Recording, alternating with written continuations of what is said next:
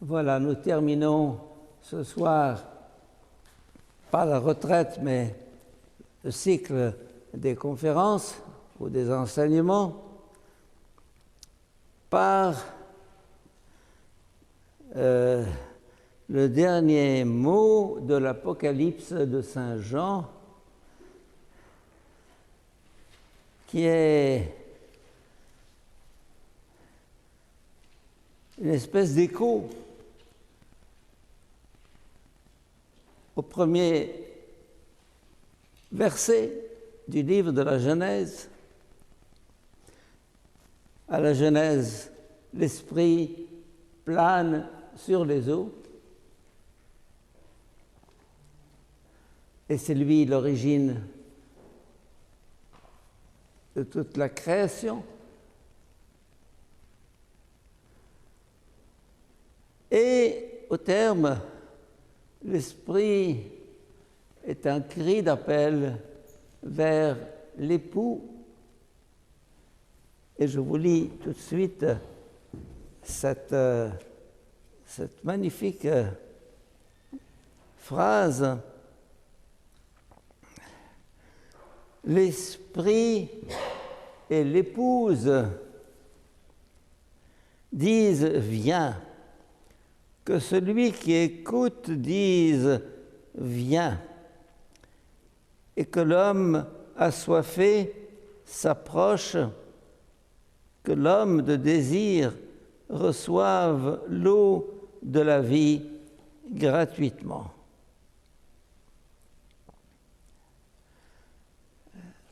C'est merveilleux. En d'autres termes, c'est l'Apocalypse chapitre 22, verset 17.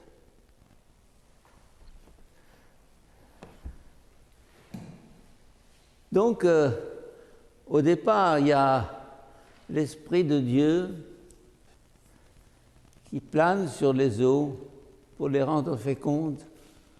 Et c'est une perspective d'avenir, un départ pour cette aventure extraordinaire qu'on appelle la création, l'histoire, l'évolution.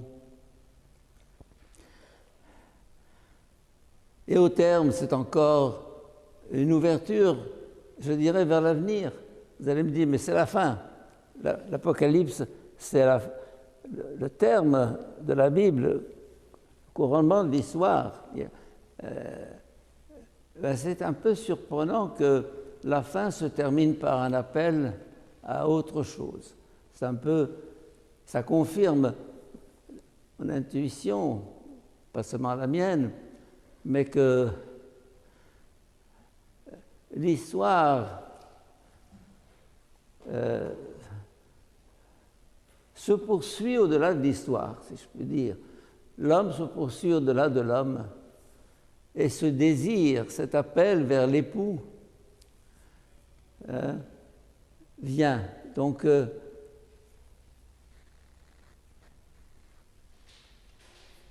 il y a au cœur donc de la Bible, à son départ et à son terme, l'idée d'attente, de désir.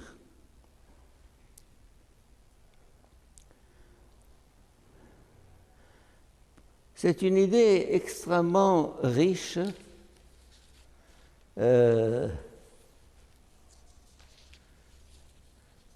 qui est, je dirais presque, la clé de la vie spirituelle, le désir.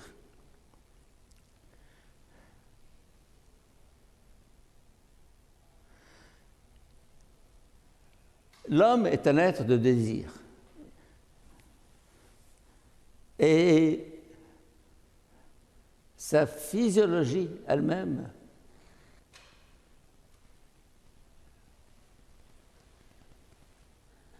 les sens, les oreilles ouvertes, les yeux ouverts, les narines ouvertes pour respirer l'air du monde, la bouche ouverte pour sucer le sein maternel. Et là, je vous réfère à mon livre sur la bouche. Et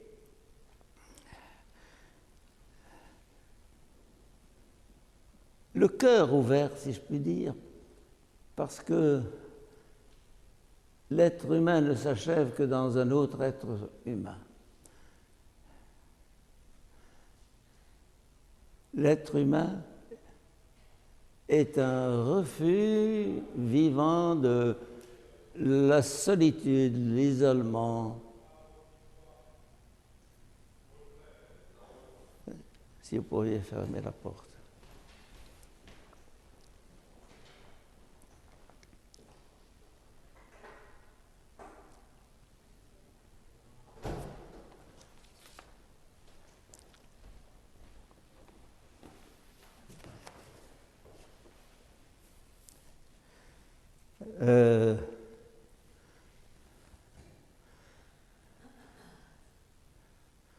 Nous savons tous que un enfant privé d'affection au début de sa vie finit par mourir très vite parce que, indépendamment du lait, il aspire à la tendresse et à l'amour.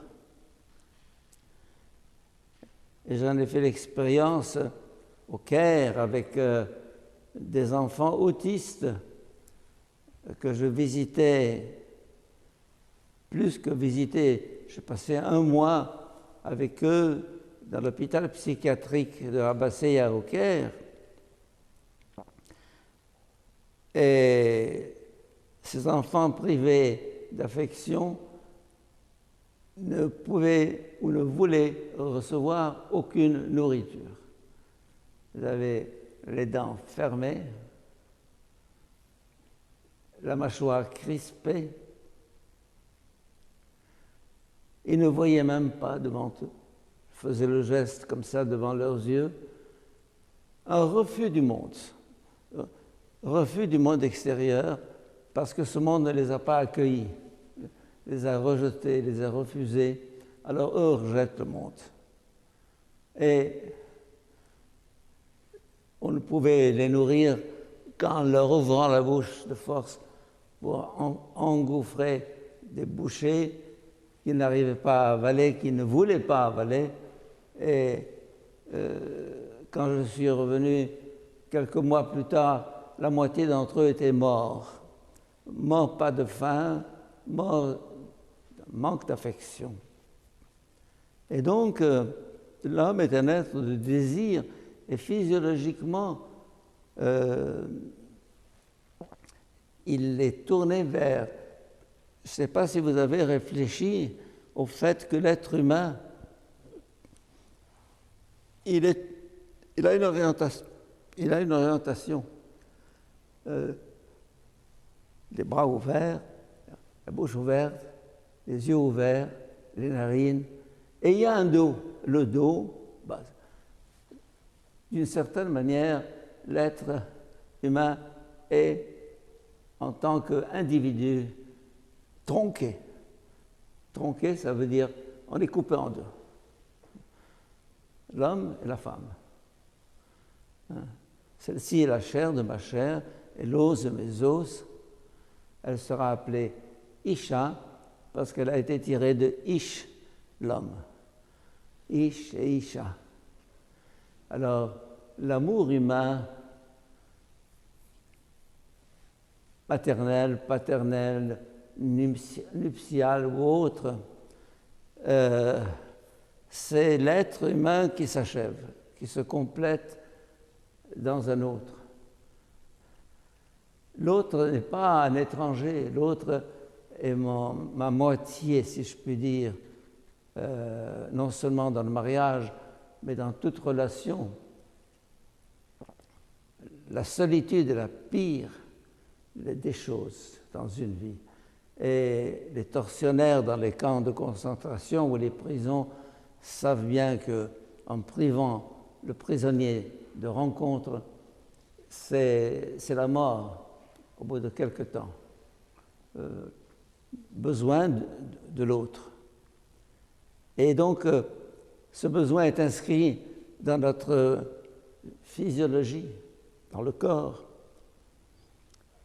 qui exprime le regard en avant, le désir, la faim et la soif à tous les niveaux de l'être.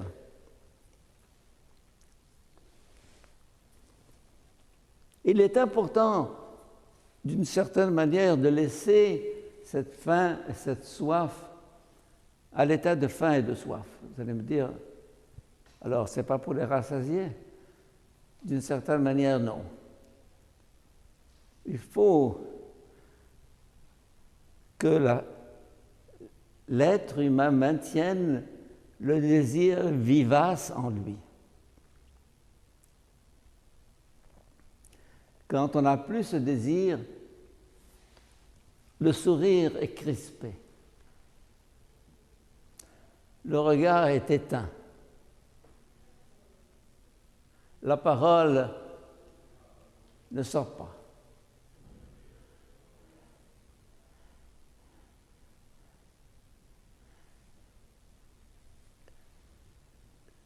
La nourriture, le repas sont faits pour satisfaire ce désir,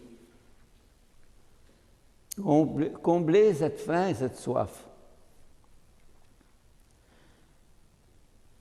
Mais veillez à ne pas, comment dire, la combler trop. Il faut toujours laisser un espace à la faim. Faim, F-A-I-M. Et F-I-N aussi. C'est-à-dire que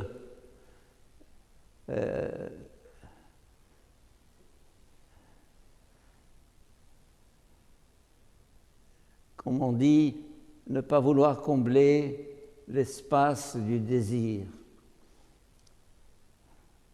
Parce rien ne peut le combler. Nous sommes des êtres de désir et nous devons le rester. Alors, le jeûne précisément dont nous parlions il y a 2 jours, le jeûne a pour but de revivifier le désir. Hein? Je pense à un ouvrier en Égypte qui me disait, moi je mange une seule fois par jour,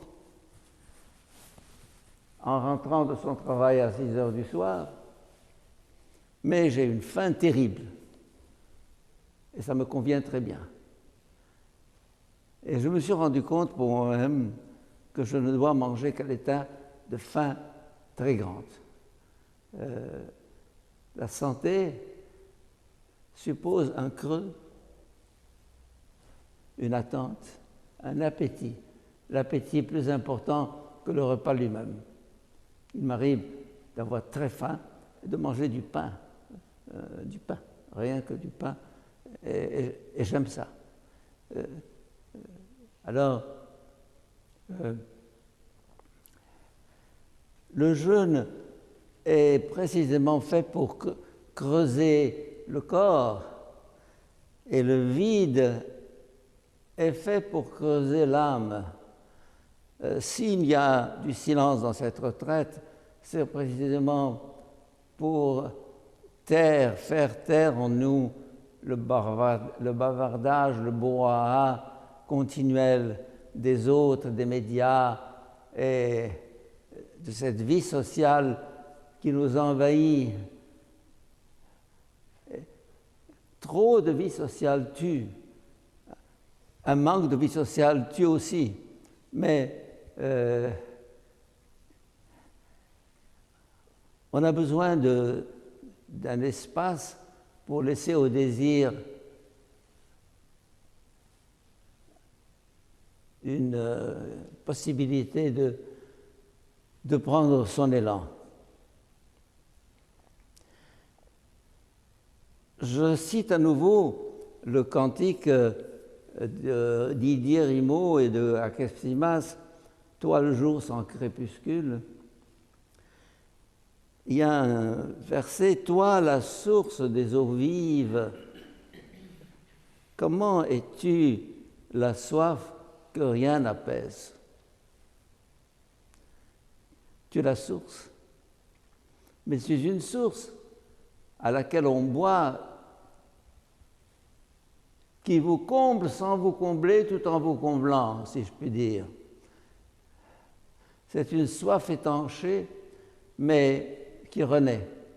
Quiconque boit de cette eau aura encore soif, mais l'eau que je lui donnerai deviendra en lui source. Et c'est là que nous retrouvons la source dont nous parlions. Cette attitude de désir est pour moi centrale dans ma vie spirituelle. Et elle est un peu le sens profond de ce qu'on appelle la chasteté dans l'amour, qui n'est pas propre aux consacrés, aux religieux, ni même au christianisme, parce qu'on la retrouve ailleurs. Je pense au tantrisme tibétain qui conseille aux époux de différer l'étreinte, pas l'étreinte elle-même, mais le paroxysme de l'étreinte pour creuser le désir. J'aime bien le mot creuser le désir, parce que l'attente creuse le désir, creuse l'appétit, creuser. Je vous donne un exemple qui vous fera sourire peut-être, mais si je donne des bonbons à des enfants, ils vont les prendre et les bouffer avec plaisir. Mais moi, je faisais un truc en Égypte. J'avais des bonbons enveloppés de petits papiers, bon, normal, et j'en mettais un au bout d'une ficelle avec une canne. Et j'étais sur le balcon en haut et les enfants étaient dans la cour.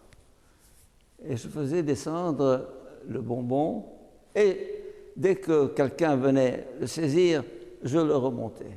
Alors ils étaient là, chacun essayant d'atteindre le bonbon. Finalement, l'un d'eux... Ah, mais ce bonbon avait une autre saveur que celui que je lui aurais offert comme ça spontanément. La démarche vers est plus importante que l'obtention de l'objet désiré.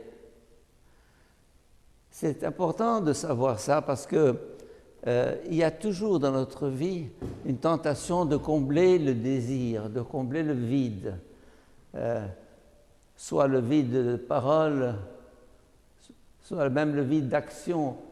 Une des disciplines de la prière, c'est justement de rester comme ça, immobile, d'attendre. Et alors là, quelque chose se passe. Le vide, le silence, le désert, tous ces mots se rejoignent. Hein?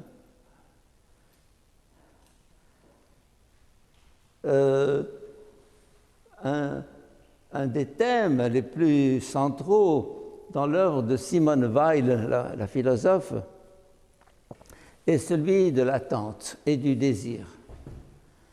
Elle a même un livre intitulé « L'attente de Dieu ». la tente de Dieu. Si vous prenez la Bible, l'Ancien Testament, bon, l'histoire du salut commence avec Abraham. Va, quitte ton pays, ta famille, bon, et va dans le pays que je te montrerai. Alors, il va. Et il y arrive. Bon, il fait le tour par le nord de l'Irak, la Syrie, le Liban, la Palestine. Il arrive, voici la terre que je te dessine. Ah, c'est bien. Il s'y installe. Ensuite, il doit partir en Égypte.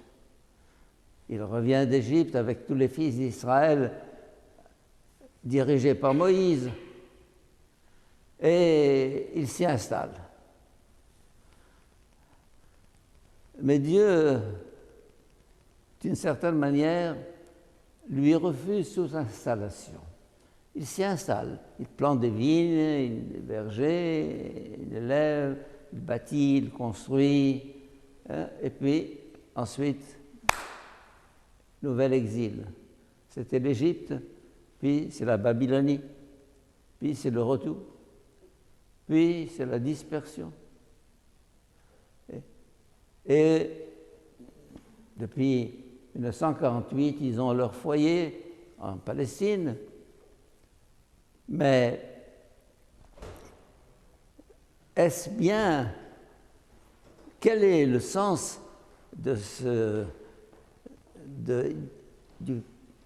la terre d'Israël aujourd'hui dans une théologie de l'histoire ou de la Bible?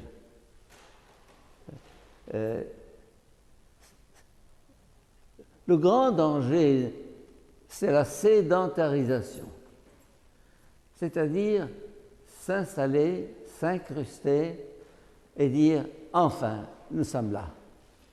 Dans mon livre sur la famille, j'insiste sur l'importance d'être chez soi, d'avoir un chez-soi, d'avoir une maison, d'avoir un foyer, d'avoir un lieu. Et en même temps, le danger, de s'y plaire et de s'y complaire, en sorte que on perd cette liberté intérieure de l'itinérance. L'itinérance fait partie de la Bible. Israël est appelé à l'itinérance. Et il y a un texte fameux, extraordinaire, que j'aime énormément, l'épître à Diognète, IIe siècle, ou fin 1er siècle, où on parle des chrétiens qui n'ont pas de patrie, mais toute terre est leur patrie. Toute terre est leur patrie. Ça veut dire que la notion de patrie, qui est très à l'ordre du jour aujourd'hui, avec les migrations, les invasions, l'Europe unie, la notion de patrie, c'est le désir d'avoir un chez-soi. C'est bien, mais si on est trop bien chez soi, on n'a plus envie de sortir, on n'a plus envie de voir, de s'ouvrir. Alors cette alternance de la sédentarisation et du nomadisme, si je puis dire, on a besoin, oui, de s'installer, et en même temps on a besoin de s'arracher, de quitter. Ça, nous l'avons d'ailleurs chez l'être humain dès la naissance. Je pose quelquefois la question en disant, l'enfant arrivé au 9e mois, veut-il rester ou veut-il sortir? Alors les gens sont perplexes. La moitié me répond, il veut rester, et l'autre moitié me répond, il veut sortir. Cette ambivalence de l'être humain, vouloir le repos, vouloir le mouvement, l'activité, vouloir la sécurité et vouloir l'aventure, hein, c'est propre à l'être humain. Et je pense que le grand danger pour l'être humain, c'est la sédentarisation, de s'installer. C'est pour ça que dans la vie religieuse, dans beaucoup de congrégations et de couvents, le religieux ne passe pas longtemps dans sa cellule, on le change de cellule, ou bien il change de monastère, et que le déracinement permet un redépart, un renouvellement. Alors, je reviens à l'idée de l'attente. D'une certaine manière, l'attente a plus de goût que la rencontre.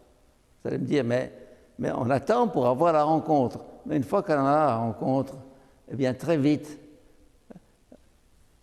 bon, dès qu'on l'a, il manque quelque chose. Comme je vous disais avant-hier en citant Paul Claudel, une fois prise, elle n'était plus, en parlant de l'homme avec sa bien-aimée dans les bras. Bon, il l'a prise. Ah, enfin. Et puis,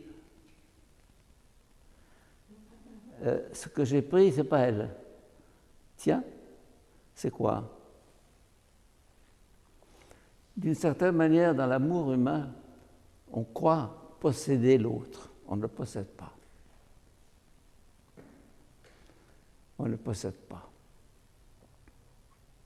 On ne possède jamais une personne. Si elle se donne, oui, elle se donne. Mais ce n'est pas, je dirais, de l'ordre de la possession.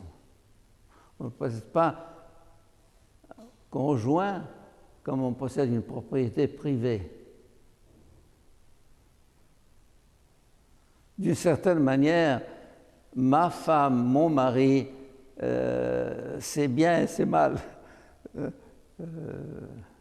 Et ce désir dont je parle dans mon livre en anglais, je parle du désir, doit être sans cesse renaissant. Un jésuite suisse qui a vécu en Égypte pendant longtemps conseillait aux époux de temps en temps de faire lit à part et chambre à part. Pas pour des raisons de puritanisme ou d'ascétisme, mais pour renouveler l'amour, pour renouveler le désir, pour qu'il y ait attente, soif. Et je pense qu'il y a là une clé dans la vie spirituelle, ne pas vouloir éteindre le désir. Je reviens au tantrisme tibétain dont je parlais tout à l'heure, qui disait au couple, ne cherchez pas trop vite à atteindre le paroxysme du plaisir, non, laissez le plaisir en attente. Et certaines étreintes peuvent durer 1 ou 2 heures sans parvenir à l'orgasme, si je puis dire, parce que l'attente creuse et creuse et creuse l'âme. C'est le désir. Vous allez me dire, c'est une torture, si vous voulez, mais ce n'est pas une torture.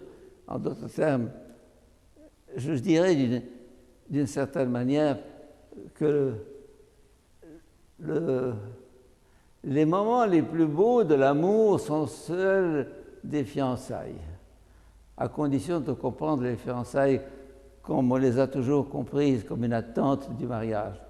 Actuellement, bon, on télescope les fiançailles pour, dès qu'on a envie de l'autre, envie au sens un peu, brutal du terme, ben on couche ensemble et puis c'est fini.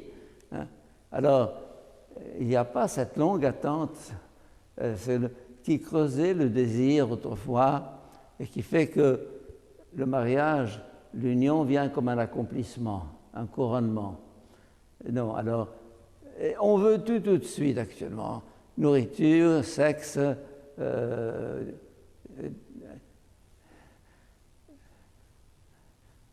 un enfant trop comblé de cadeaux devient insensible aux cadeaux. Je pense à mes neveux, quand ils étaient petits, on leur a apporté une bicyclette dans un magnifique carton, une petite bicyclette, bon. Ils ont tout de suite dit « Ah !» Et puis, ils ont laissé la bicyclette de côté et ils jouaient avec le carton. Ils sont rentrés, de part et d'autre. Alors,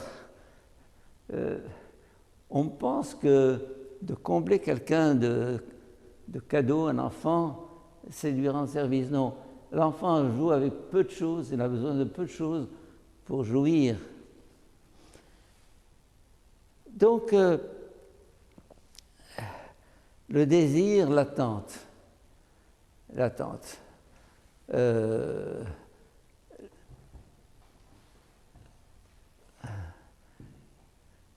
Je disais que l'être humain est un être de désir.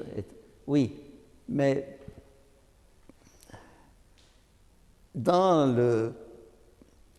la rencontre, pas seulement entre époux, mais aussi n'importe laquelle, le désir arrache à l'autre ce qu'il porte en lui et qui ne parvient pas à s'exprimer. Un éducateur est quelqu'un qui arrache à l'enfant ou au disciple la réponse, la méthode socratique, la question. La question. Je ne réponds pas, je te repose une question. Pour t'obliger à trouver en toi la réponse, car elle est en toi. Et alors, voyez un peu l'attitude du corps et du regard dans le dialogue, dans l'échange. Le regard ouvert, la bouche ouverte. L'autre sent qu'il est accueilli inconditionnellement, il se livre, il se donne, il s'ouvre, il parle. Autrement, il est bloqué. Si quelqu'un vient vous trouver en vous disant « je voudrais rester avec toi, causer avec toi », bon, qu'est-ce que tu as à dire? Il va rien dire. Il est bloqué. Avant même d'avoir commencé, hein, l'autre n'attend rien de lui, alors il ne va rien dire, il ne va rien faire. Je pense aux parents d'un enfant. Pour qu'il marche, il ne faut pas simplement qu'il ait deux jambes, il faut deux bras, un sourire. Ah, tu viens? Oui, il court, il s'élance. Ben, c'est mon désir qui lui a donné des ailes, si je puis dire, pour trouver la locomotion qui lui vient presque spontanément. Et cet accueil de l'autre est tellement important, les uns avec les autres. Et je dirais que souvent, quand on est trop rassasié, physiquement, sexuellement, etc., on perd cette flamme du désir. Il y a quelque chose d'éteint dans les yeux. Il y a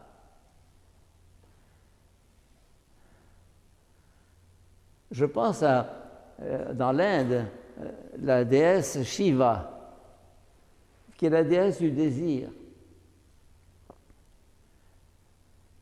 C'est un désir sans cesse renouvelé, sans cesse réactivé, si je puis dire. Il y a des descriptions un peu érotiques dans l'hindouisme par rapport à Shiva, qui montre que c'est un être en état continuel de désir, qui reste inassouvi.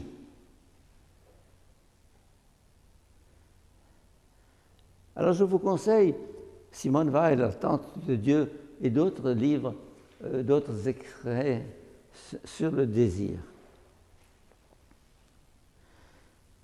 Dans l'histoire des religions, vous avez deux types de religions, les religions cycliques et les religions linéaires. Les religions cycliques, c'est un peu ce que décrit Coëlette, l'Ecclésiaste. Rien de nouveau sous le soleil se lève, le soleil se couche, il revient à son gîte, rien. C'est un type, bon, c'est la société agraire. Les sociétés agraires ne sont pas par nature créatrices, parce que c'est la répétition. Ce qui a été sera. C'est la roue qui tourne. Et les sociétés linéaires ont une histoire, sous forme d'une flèche. L'histoire n'est pas un cercle, c'est une flèche. Et une flèche qui va dans l'inconnu, qui va en avant.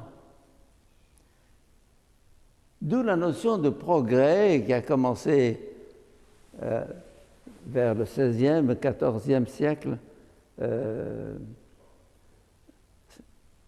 qui est d'origine judéo-chrétienne, parce que le judéo-christianisme est marqué par le messianisme.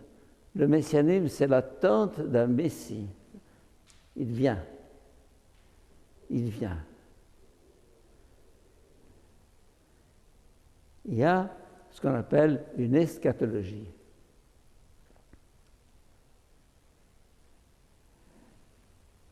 Donc l'eschatologie et le progrès sont liés. Le progrès, c'est cette projection de l'être humain vers l'avenir. Notre patrie, puisque je parlais tout à l'heure de patrie, n'est pas géographique, elle est historique. Notre patrie, c'est demain. J'ai pour patrie demain. Les sociétés traditionnelles sont tournées vers le passé, c'est hier, autrefois, les anciens, on disait. C'est le regard tourné vers un passé qui se répète indéfiniment. Il faut dire merci à Eliade, le mythe de l'éternel retour, un livre extraordinaire.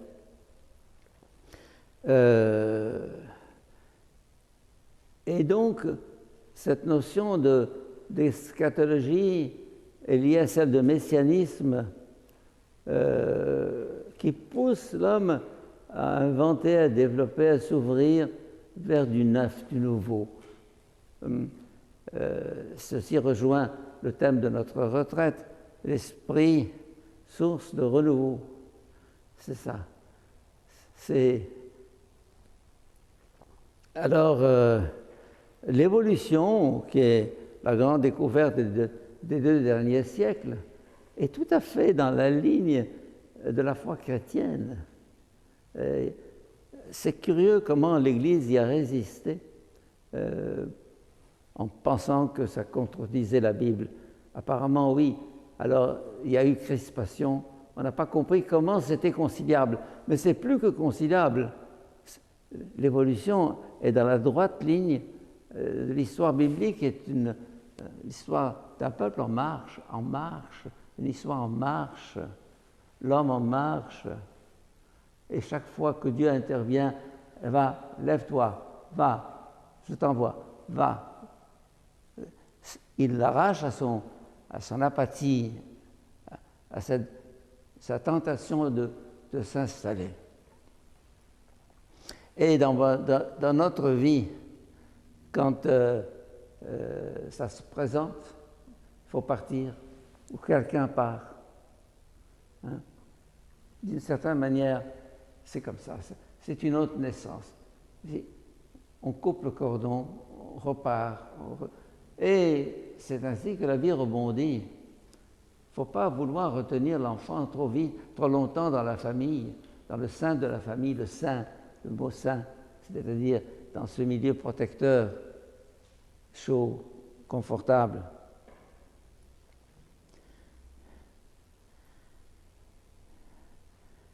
Donc,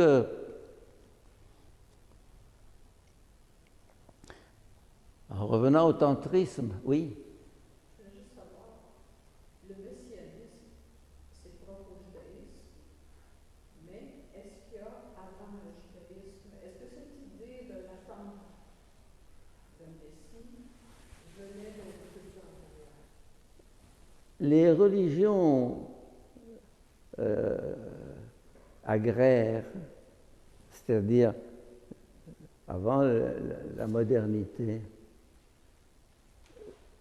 sont toutes marquées par la répétition. L'hindouisme, le bouddhisme qui est un rejeton de l'hindouisme, l'islam,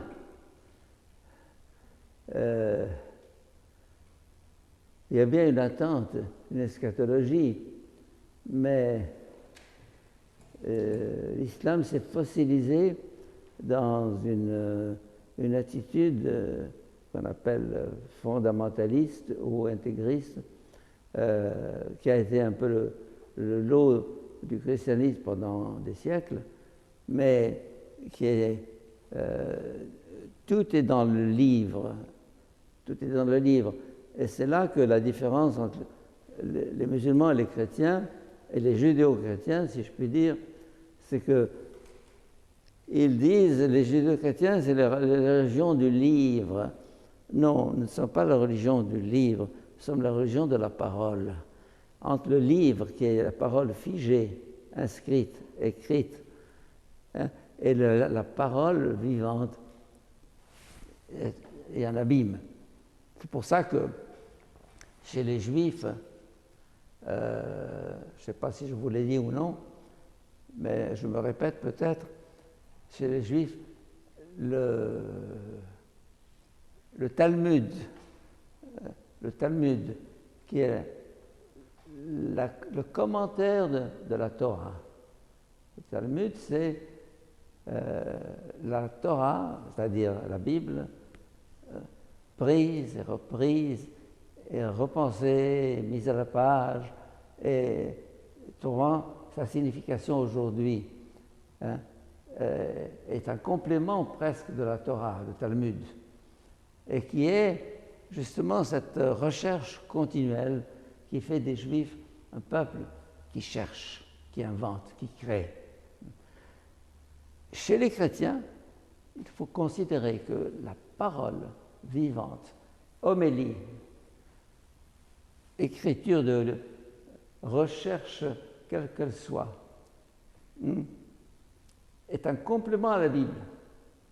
La Bible se termine par une béance en disant « ce que j'ai écrit n'est rien par rapport à ce que j'aurais pu écrire ». Ah! Pourquoi 4 évangélistes? Il y aurait pu y avoir 400. Et même avec les 400, on n'aurait pas tout dit. Si vous voulez, le caractère ouvert du judéo-christianisme permet de relancer. Tout n'est pas écrit, tout n'est pas dit, tout n'est pas accompli, ou d'une certaine manière, tout est accompli, mais pas encore, c'est en sursis. Alors, la notion de progrès et le dynamisme même qu'a engendré la modernité signifie que nous attendons quelqu'un. Dieu qui est, qui était et qui vient. Viens Seigneur Jésus. Alors,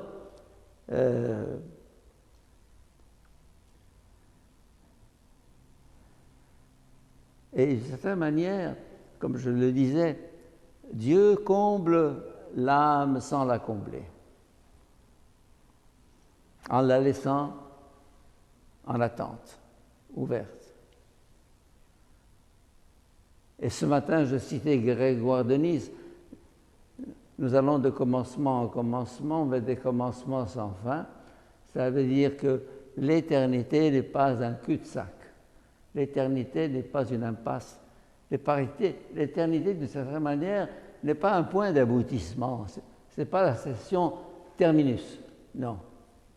Alors, une éternité ouverte à une croissance indéfinie, d'une certaine manière. Parce que on parle de vie, la vie. La vie, si elle s'arrête de bouger, d'avancer, de monter, c'est plus la vie, c'est la mort. C'est là qu'il faut repenser notre théologie en se disant la vie éternelle. Ce n'est pas les grands fauteuils où on est confortablement installé à contempler Dieu. C'est pas, si c'est ça la vie éternelle, merci. Non. C'est la vie qui bondit, rebondit, et s'achève tout dans un indéfini ou un infini. Alors, je reviens pour terminer à l'Apocalypse. Ou plutôt, avant d'arriver à l'Apocalypse, entre la Genèse et l'Apocalypse, au centre de la Bible, vous voyez le centre là? Vous voyez le signet que j'ai mis ici? Il y a le Cantique des Cantiques. Le Cantique des Cantiques se situe au cœur de la Bible, où le mot Dieu n'est même pas prononcé, et où c'est une simple histoire d'amour entre un jeune homme et une jeune fille, mais un amour fou. Ils perdent la tête l'un et l'autre. Mais ils perdent la tête parce qu'ils ne se rencontrent pas. C'est une histoire d'amour où le couple ne parvient pas à se rejoindre. Elle se cache, il se cache, je ne sais pas lequel des deux se cache, mais c'est un jeu de cache-cache d'une certaine manière. Et il ne faut pas qu'ils se rencontrent. Il faut qu'on soit là, un pied en l'air, attendre. L'attente de Dieu, le désir. Vous voyez les statues bouddhiques où le Bouddha est installé dans une paix éternelle. Et Jean-Baptiste, dans le portail nord de la cathédrale de Chartres, il est là, les yeux ouverts, exorbités. C'est l'attente. Il annonce la venue du Seigneur. Il est là. Alors, c'est une attitude d'âme qui prend l'être total. Et c'est là que l'anthropologie rejoint la spiritualité. Il faut creuser cette notion de désir qui est riche, surtout à notre époque où on le tue, le désir. On pense le combler en ignorant que ce désir ouvre sur l'infini. Alors, pour terminer, je reprends le texte que je lisais au début. L'esprit et l'épouse disent « Viens ».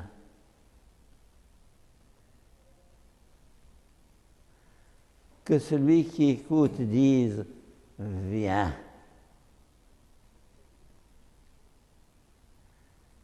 et que l'homme assoiffé s'approche, que l'homme de désir, remarquez le mot désir là qui vient, reçoive l'eau de la vie gratuitement.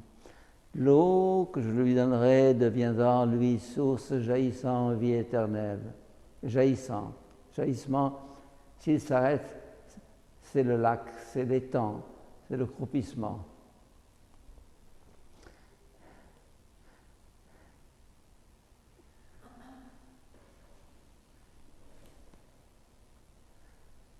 Voilà. C'est une attitude inconfortable que de rester un pied en l'air. Eh bien, c'est un peu ça qui nous est demandé. Nous sommes des désinstallés, nous sommes des vagabonds, nous sommes des nomades. Le nomadisme spirituel, c'est un peu la condition du peuple juif et du peuple chrétien.